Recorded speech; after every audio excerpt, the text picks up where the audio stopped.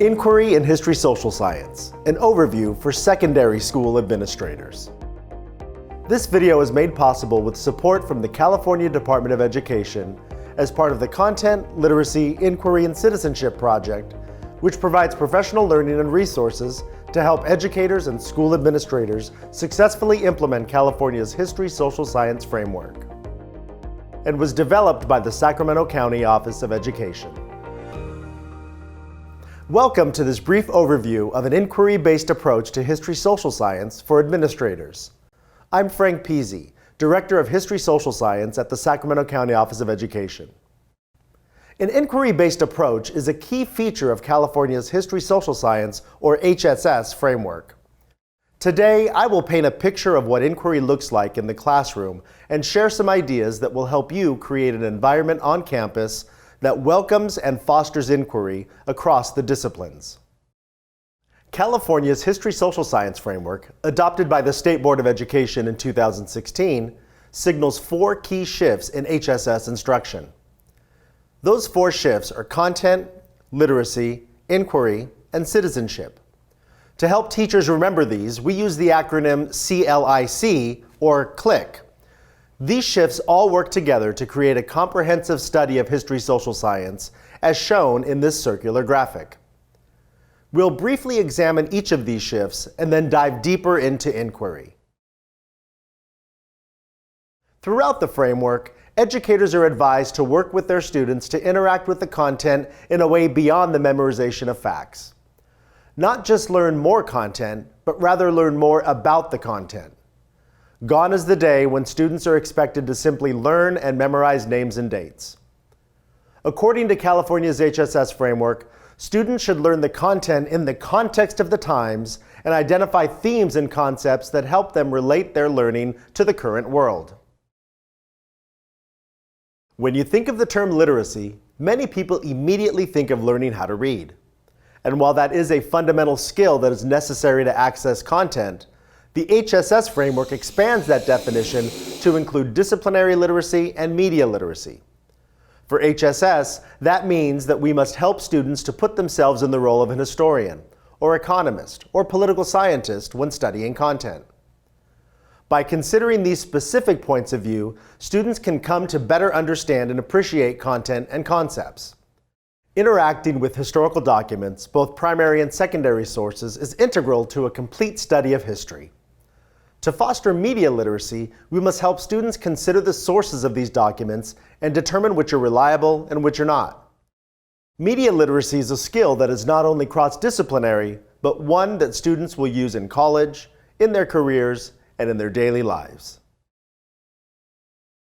While inquiry is the focus of this video, in short, the framework asks educators to work with students to engage with content in a deeper way. Through an inquiry-based approach to HSS, students can learn about the complexity of history and realize that many historical events and themes are still relevant today. The last key shift in California's framework, citizenship, asks educators to impress upon their students from kindergarten through 12th grade to learn what it means to be a meaningful and contributing member of society. By learning about the rights and responsibilities of our democracy throughout their education, students can develop their own civic self and gain positive habits that they will carry with them for a lifetime. Let's discuss how the 4 shifts can work together to help a topic click for students and teachers. For this example, students are learning about the U.S. Constitution. The content of the Constitution is the easiest place to start. Whether it be a study of the framers or writers of the Constitution, the elements of the Constitution like the preamble, the Bill of Rights, the articles, or the amendments, this is where a lot of instruction begins and, unfortunately, ends. A teacher could have students memorize this content and test them on it, and they could say that their students learned about the U.S. Constitution. That approach, however, is not what is asked for in California's HSS framework. For a comprehensive study of the U.S. Constitution, an inquiry-based approach would have students consider a compelling question about the Constitution like, what were the motivations of the framers? Or is the Constitution outdated? Or are the rights in the Constitution still relevant today? To address those questions, students will have to learn the content, understand it, and be able to apply it. To access the content, students will have to employ a number of literacy strategies, like conducting a close reading, or deconstructing articles and amendments to better understand them, or reading and discussing biographies of the framers of the Constitution to understand their motivations. The fourth shift is citizenship, which involves having students take informed action as a result of the inquiry. From here, students can communicate their conclusions or take informed action to address their compelling question. In this example, if the compelling question posed is around whether or not the Constitution is outdated, and a student's response is yes, their informed action could be to propose amendments to bring the Constitution into the 21st century. Now let's focus on inquiry. What is an inquiry-based approach to teaching and learning? It is an approach where students examine a topic or a concept from multiple perspectives, like the students shown here as they engage in discussion around their topic. More than simply learning the content for the sake of learning the content, students investigate content to find ways that it connects to their current situation, personal lives, or to other eras or events in history. The California HSS framework references the National Council for the Social Studies College, Career, and Civic Life, or C3 framework, as an example of a high-quality inquiry process. Through the CLIC project, our inquiry model has been heavily influenced by the C3 framework. The inquiry arc encompasses 4 dimensions, guiding students through a comprehensive study of a topic or concept. The first dimension is developing questions to guide your inquiry. The second is applying disciplinary tools from different perspectives, represented by the light bulb icon. Third, finding, evaluating, and using primary and secondary sources, represented by the checkmark graphic. And fourth is communicating conclusions and taking informed action, which is represented by the megaphone. The first dimension, developing questions to guide your inquiry, is that all inquiries must be based on a compelling question and supporting questions. The compelling question is the overarching guide for the inquiry, and supporting questions set up the activities for the day, where students build the knowledge necessary to address the compelling question. Every good compelling question has the same answer. It depends. If a question has a clear right or wrong answer to it without deeper investigation, then it isn't compelling.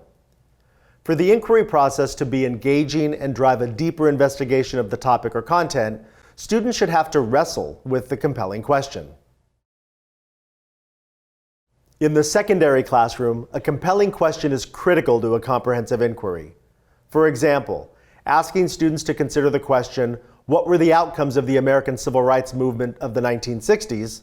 is not very compelling. Students could easily create a list or complete a matrix to address this question.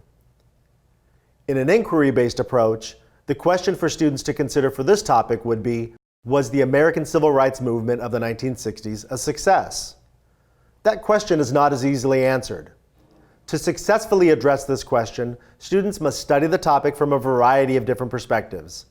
One thing to consider with compelling questions is to ask yourself, what depth of knowledge is required to address it? If it can be answered with very little depth, then it's probably not very compelling. A well-crafted, compelling question sets the tone for the whole inquiry.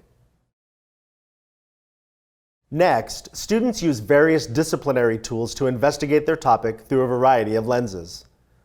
Beyond just thinking about the history of an event, for example, students consider the effects of it on the political, economic, or social landscape. Considering disciplinary-specific literacy discussed in California's HSS framework, students might conduct their inquiry from the perspective of an historian or an economist, or from a geographic perspective. Thinking of a topic or concept from multiple perspectives can help shed a different light on it. To conduct a well-thought-out inquiry, the third dimension of the inquiry arc asks students to consider a variety of primary and secondary sources on their topic. In considering these sources, students will have to evaluate or check the accuracy and quality of the content. Utilizing the best sources of information, students can then engage in the last dimension of the inquiry arc, in which they communicate their conclusions and take informed action where appropriate. Beyond checking sources, inquiry involves students using a variety of primary and secondary sources for their study. They have to check them, but first the sources have to be available. Teachers can't just provide students with one source to use. As finding primary and secondary sources can be an overwhelming task, the Teaching California website, developed by the California History Social Science Project and California Historical Society, contains a wealth of primary source sets for use in the classroom. New source sets are added regularly. Please visit www.teachingcalifornia.org for more information. The fourth and final dimension is the heart of the inquiry process. In this phase, students will use all their work and research to construct some way to communicate their conclusions and address the compelling question. While this may be through an essay, the idea is that students will have multiple ways to demonstrate their learning. Students can also make a presentation, create an animated story, or share their conclusions in some other way. Here's an example of two high school students who created a trifold poster board about a project they completed related to the first annual voter event that they organized at their school. A true inquiry process provides students with a variety of choices to consider. As for taking informed action, when discussing real-world or present-day connections to historical events or themes, students may be compelled to take some sort of civic action. Whether seeking to inform others about what they've learned or advocating for positive change based on their study, a hallmark of the inquiry process is that students have the opportunity to take action where appropriate. For more information about how to help students take informed action, please visit the Civic Education page of the CLIC website at www.californiahss.org. The California HSS framework includes many examples of how teachers might conduct a lesson with an inquiry focus. For an 11th grade example, consider the one discussed on page 384. How old should you have to be to work? So let's recap. An inquiry-based approach to teaching and learning is based on a compelling question and grounded in a set of supporting questions, considers a variety of disciplinary lenses when studying a topic, requires students to consider multiple primary and secondary sources and determine their quality and perspective, and provide students with multiple ways to communicate what they've learned and take action where appropriate. Now that you have a basic understanding of the components of the inquiry process, let's examine some characteristics of an inquiry-based secondary classroom. Some teachers may say that they have an active classroom, but an active classroom does not always signal an inquiry-based one. A hallmark of an inquiry-based classroom is robust conversation. These conversations should be wrapped tightly around supporting questions as students build their resources to address the larger compelling question. When asked what they're working on, students can tell you which supporting question they're addressing and how that question will feed their work toward the larger compelling question. An important point here is to not assume that students have been explicitly taught how to successfully work in groups. Given that successful academic inquiry hinges on robust conversations, teachers need to be able to provide the necessary instructions and guidance to ensure that students know what that looks like and what steps are necessary to ensure that those conversations are productive. Every high-quality inquiry has four necessary components: a compelling question, supporting questions that are grounded in a disciplinary perspective, a set of formative tasks to answer the supporting questions, and a summative task where students apply everything they've learned to address the compelling question.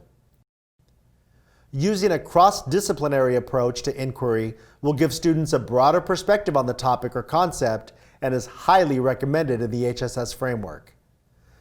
Now let's briefly consider each component of a high-quality inquiry. We've discussed the notion of a compelling question earlier in this video. To reiterate, in order for a question to be compelling, there cannot be a clear right or wrong answer.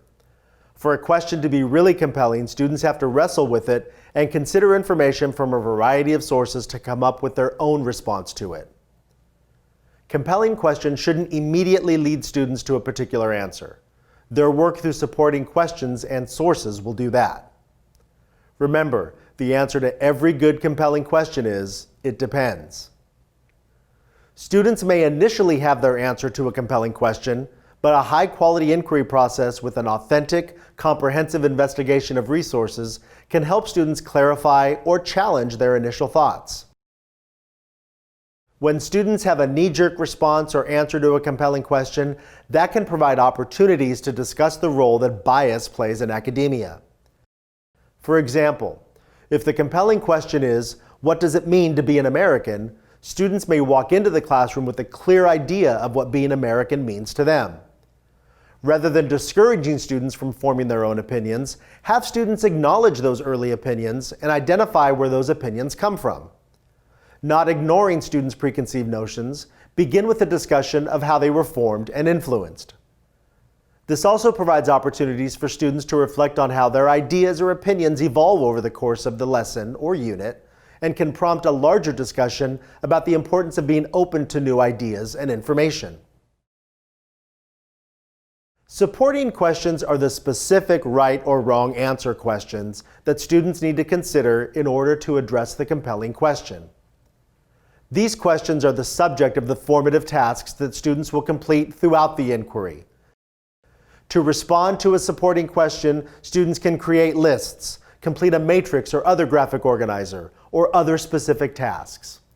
The product of these specific tasks will be used to address the compelling question through their summative task. In short, students are building their own research base. As mentioned before, supporting questions should reflect different disciplinary lenses. For example, students may consider the compelling question, "Was the American Civil Rights Movement a success?" represented here by the Edmund Pettus Bridge in Selma, Alabama. In this example, the term success might have multiple meanings. Through supporting questions, students may consider this through different disciplinary lenses. They may learn the history of the movement, use an economic lens to identify gains or losses related to the movement, investigate the relationship between the environment and social movements, or read diaries or personal narratives, or watch interviews of individuals who participated in the movement. Through dialogue with their classmates and the teacher, students will come to a determination of what the term success means to them and base their response to the compelling question on that.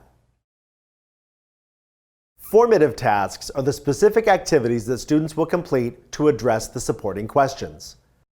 These tasks are not discrete standalone activities, but they should build upon each other throughout the inquiry. Formative tasks must work together in order for students to have a broad base of information to use as they ultimately respond to their compelling question. Formative tasks are not busy work. Formative assessments can also be used to scaffold inquiry-based assignments. For example, students could be tasked with restating the compelling question in their own words, gather 4 quotes or pieces of evidence from 4 different sources, and write a thesis statement. Each of those discrete assignments provide opportunities for students to get peer or instructor feedback. This feedback can help redirect or refocus a student and allow the instructor to identify tasks that require further guidance or support.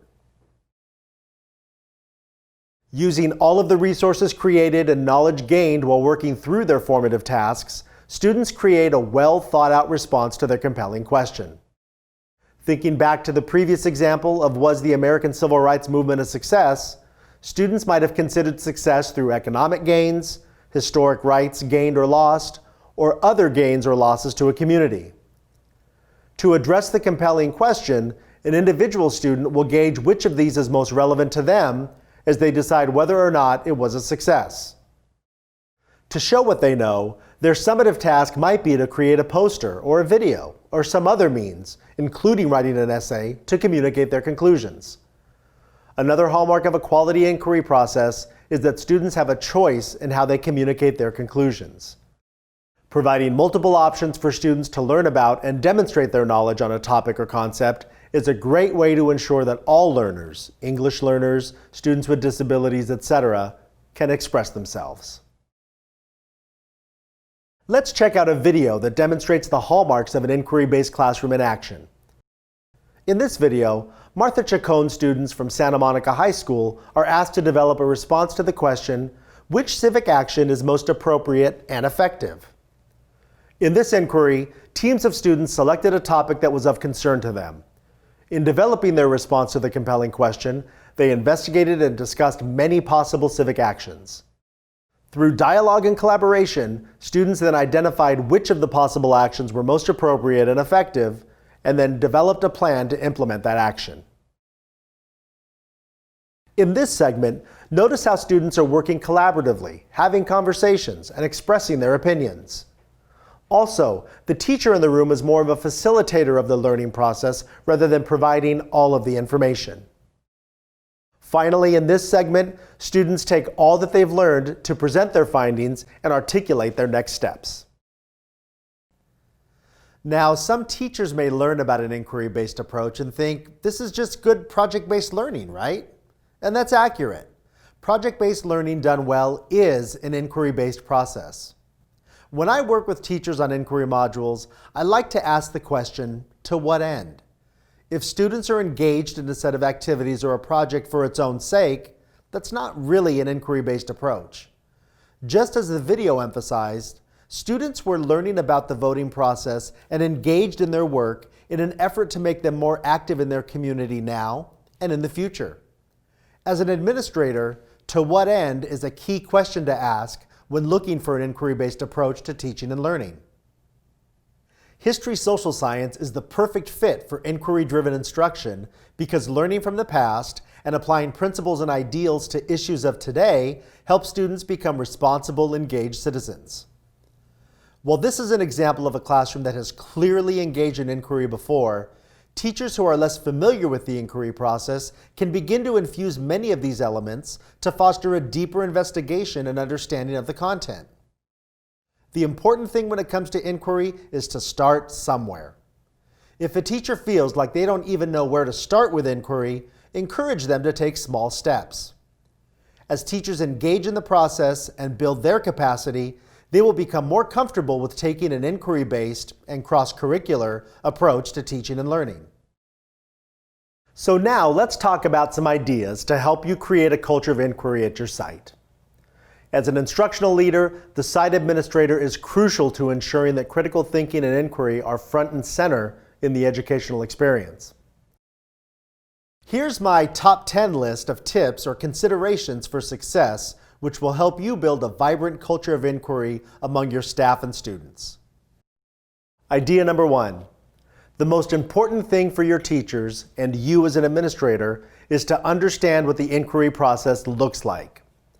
Once you understand that, you have to become comfortable with the notion that the inquiry process at times is messy, and that's okay. We call that organized chaos. This doesn't mean that the class is out of control, but a different active kind of learning is happening. As an administrator, you can facilitate a comfort level with this for educators by encouraging teachers in all disciplines to try inquiry approaches so that it becomes a more regular process for both teachers and students. By knowing the hallmarks of an inquiry-based approach to teaching and learning and understanding that the process takes time to implement, you can create a culture on your campus that celebrates experimentation, student voice and choice, and a truly transformational educational experience for all. Idea number 2. You could encourage teachers, perhaps through their yearly teaching or personal goals, to engage in more inquiry-based approaches to teaching and learning. By encouraging a more inquiry-based approach, you are giving them permission to move in this direction.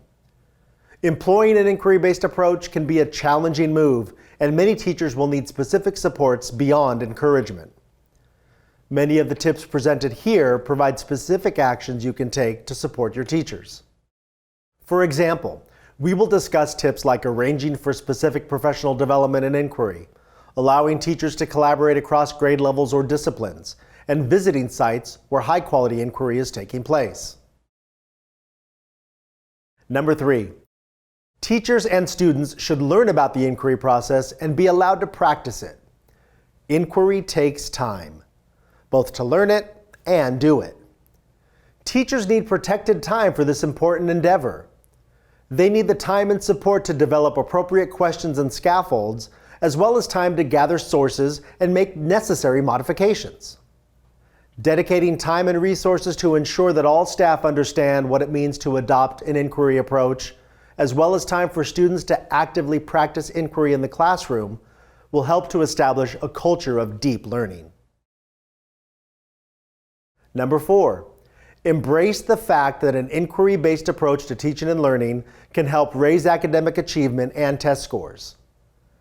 Use of strategies grounded in inquiry, like Socratic circles, in-class debates, and project-based learning assignments, help students build the critical thinking skills that are required in California's assessments. Tip number 5. Understand that inquiry has many benefits beyond test scores. Encouraging inquiry among your staff can have much wider effects than increased achievement. Besides academic achievement and test scores, high-quality inquiry can also enhance student engagement, interest, and motivation to come to school. If students are more interested in the curriculum and learning environment, they'll be more excited to participate in school and feel a stronger connection to the school community. Encouraging inquiry among your staff can have much wider effects than increased achievement. Number 6, encourage diverse assessments that might be more performance-based. Thinking back to the 4th dimension of the inquiry arc, many of the inquiry practices that help students learn can also be used to assess learning, ensuring students have access to a diverse array of assessment strategies. Particularly important for English learners and others who may not be able to demonstrate their knowledge via traditional assessments, providing multiple means of expression can help teachers better gauge their students' learning. Number 7, you could help provide opportunities for student-chosen projects inside and outside of the classroom to give students real-world experience through service learning, which is different from volunteerism, internships, and senior projects. Schools might consider making this part of their class, academy, house, or school requirements. Tip number 8. You might consider experimenting with campus-wide events such as Mikvah Challenge soapbox speeches or the Constitutional Rights Foundation's Civic Action Project. Another way for students to choose a focus topic to teach through all the disciplines so students can see connections in all classes to the year's chosen theme. Number 9. Since taking informed action can be a critical component of the inquiry process, connections with the community outside of school is very important. Teachers might not be used to reaching out to the community for speakers, programs, and partnerships to get their students into the community, but you can facilitate this by helping to make these contacts or designating a point of contact on site. As students investigate changes to policy, both local and otherwise, you can connect students and teachers to policymakers who have direct impact on decisions that affect their lives. Tip number 10. With inquiry, understanding that not every lesson will work every time, and that's okay, can be a difficult thing for teachers. Just like we want to build in our students, teachers need to know that a less than perfect outcome allows opportunity to learn and grow for next time. Sometimes mistakes lead to new and better insights. You are critical to help make teachers feel it's okay to experiment with new methodologies. Engaging in inquiry doesn't mean that material or content will not get addressed. Rather, inquiry promotes a deeper study and understanding of the core concepts and themes that students need. Oh, and I have one more bonus tip for you. Since collaboration is key to the inquiry process, teachers must be able to collaborate with colleagues at other schools where inquiry is taking place. So consider letting teachers visit those sites. By observing inquiry in action, teachers who are not as proficient in the approach can receive tips and learn about common pitfalls to implementing inquiry. To identify schools in your region where high-quality inquiry is taking place, please visit our CLIC Leads page on the CLIC website at www.californiahss.org to connect with your CLIC regional lead.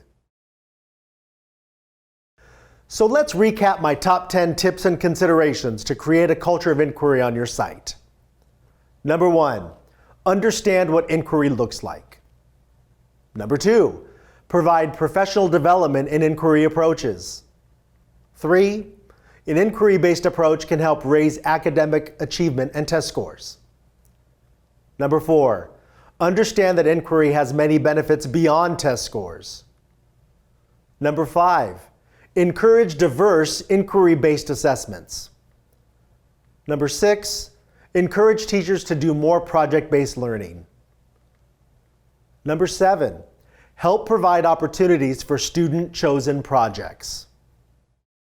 Number 8, experiment with campus-wide events. Tip number 9, help make community contacts. And number 10, understand that not every lesson will work every time, and that's okay. And my +1, allow teachers to visit other sites where high-quality inquiry is taking place. And a final thought. As an administrator, you have the power to create and foster a culture of inquiry on your site. When educators see you model an inquiry-based approach in your work, they'll be more willing and open to adopting an inquiry-based approach in their classroom. To find more resources for administrators related to supporting California's History Social Science framework, including a webinar on the framework itself, please visit the For Administrators page of the CLIC website at www.californiahss.org. And a special thank you to Dr. Michelle Herzog, Coordinator 3 at the Los Angeles County Office of Education, for the classroom example videos. And to Linda Reed, former director of the Civitas program at Rio Americano High School in Sacramento, for her contribution to these videos. Technical production of the video was performed by the Sacramento County Office of Education's Internet and Media Services Department.